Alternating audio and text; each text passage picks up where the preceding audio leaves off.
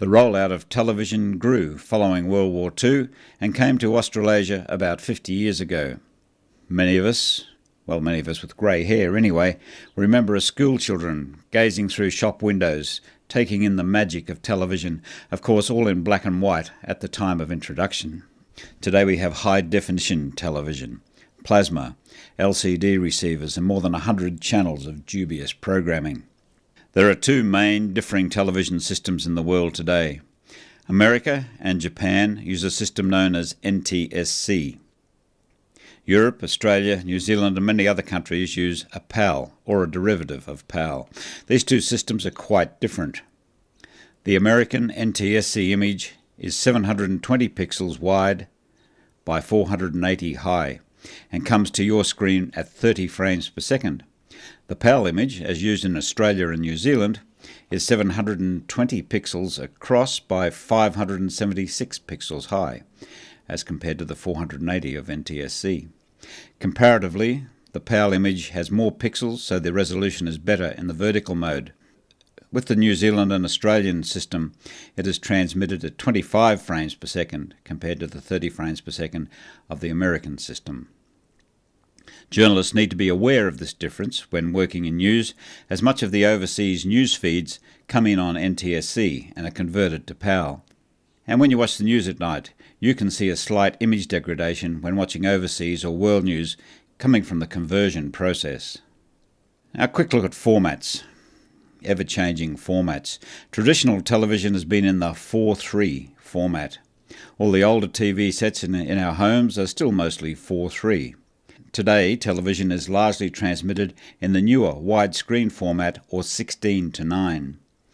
Now, normal 16:9 widescreen still has the same number of pixels as the old 4:3 systems. That is, in PAL, 720 by 576 pixels. A little bit of techno magic is applied, and the normally square pixels are extended into tiny rectangles, and this gives the widescreen picture. Terms such as non-square pixels will become everyday when we start editing and need to set up our video editors to suit the style we require. There has been a major shift in pixel numbers with the coming of high-definition television. The pixel numbers have been broadened significantly, so the high-definition image dimensions are now up to 1920 pixels by 1080 pixels that give the incredible clarity of high definition. This course has a focus on television news and current affairs, sometimes called CAF. These types of programs are where the television journalist tells his or her stories to the world. Television news started out similarly to radio news, announcers reading the news of the day from newspapers direct to camera. Eventually, journalists were brought into the channels to put together stories to be read, often by a celebrity announcer. The evening news bulletin was born. So the first television news programs consisted of a person sitting on camera reading the news bulletin. At the same time, following World War II into the 1950s, most developed countries had a strong newsreel culture. At the movies, the audience would see, before the main features, the world news through newsreels. There was a strong news-gathering film production culture, shooting stories on film. 35mm film for a start, and eventually the more economic 16mm film stock. This culture found its way into television, and television news used film as its basis through until the mid to late 70s, when the conversion to video cameras began. Videotape was cheap and there were no developing issues, so it moved through the breadth of television very quickly. Quality television documentaries were still being shot on film through to the early in the first decade of the 21st century, just a few years ago. It has been pretty much replaced by high-definition cameras today. Like all technologies, videotape evolved. Television news adopted a large tape format, BVU, a high-quality tape version of the U-matic cassette. The recorder was separate from the camera, and a news crew generally consisted of 3 people: the journalist, the camera operator, and a sound operator. The camera was connected by a heavy cable to the portapack carried by the sound operator, who also held a microphone and controlled sound levels. During the transition period in the 70s, some networks swung to tape, while others persisted with film. During the same period, the 70s and early 80s, another format was released, Betacam. This format, developed by Sony, used the same cassette case as Betacord, a tape system developed for domestic taping but was beaten in the market by VHS tape cassettes, a system still used today alongside DVDs.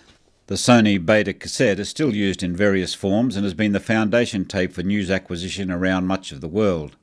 It evolved from Betacam, or what we call now standard Betacam, to Betacam SP, then into the digital world in the form of digital Betacam or DigiBeta. It's a high-end format for video production, to Betacam SX, another digital format designed more or less specifically for fast cutting and news. When putting the edited stories to air, many television stations used Betacam derivatives for broadcast, and this included news where various news stories would be played through a machine known as a Betacart. This machine has multiple players that could be controlled from studio control, where the news is directed. Some networks used individual VTRs or video tape recorders controlled by studio control to put news to air. At times, a news story could be played directly from an editing booth when the editor finished the cut. The trend today is towards full digitalisation, where cameras can record news footage straight into a hard drive or a high-resolution optical disc such as Blu-ray. The footage can be downloaded directly into network servers as video files rather than in real time. From the server, the story can be reviewed by the journalist while completing the script, accessed by the editor to cut the story, accessed by the promo editor to cut promos for the evening news, and by yet another editor who may be cutting the opening banner or the closer for the news bulletin that particular night. That completes Module 1 with a broad look at television, where it has come from, and in future modules we'll look at the exciting ride we're all on in video production into the future.